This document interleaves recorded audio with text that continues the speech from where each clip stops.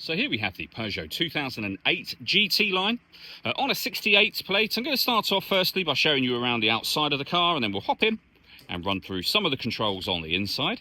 From the outside, you can see it's a 5-door car with alloy wheels and tinted windows. We're going to start off inside the boot area first.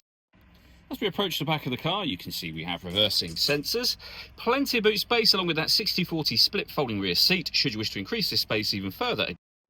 Okay, so we're just going to work our way back around to the front of the car, and then, as I mentioned, we'll hop in and run through some controls from there. Now that we've done a full circle of it though, you can see it's in excellent condition the whole way round.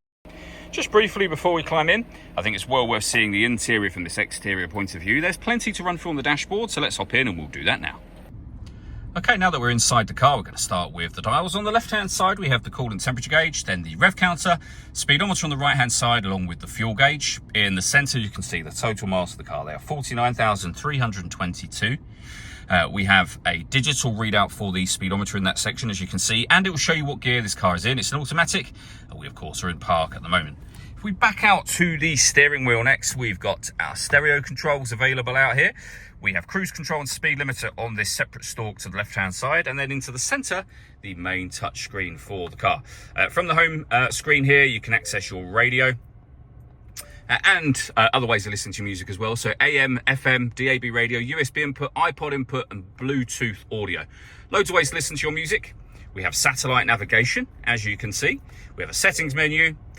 We have our telephone up in that top right-hand corner as well. Once you've paired your phone, you can make and receive phone calls and stream your music wirelessly, of course.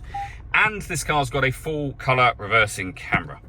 Working our way down from that, we have deadlock, so you can lock and unlock the car doors from the outside. We have our hazard warning lights, and then dual zone climate control. You can adjust the passenger and driver temperature. You can increase and decrease the fan speed. You can determine what direction you'd like the air to be distributed in. And then it's the air conditioning off, back on again, or hit auto. The car will now maintain those temperatures by taking full control of the fan speed and the direction of the air for you. Underneath that, we have USB input, a 12-volt charging socket, 2 cup holders, the gear lever for the fully automatic gearbox. You can change the driving setup of the car from here to put it into kind of normal, as you can see. Advanced traction or enhanced traction, so snow mode essentially, mud, sand, and then you can deactivate that system and come back round to normal again. Last thing I wanted to mention is the panoramic glass roof. There is a sun blind. You can stop at any point you wish to, but it'll open all the way to the back of the rear seats. The glass section itself is fixed in position, but as you can see, that lets in a huge amount of extra light to this cabin area.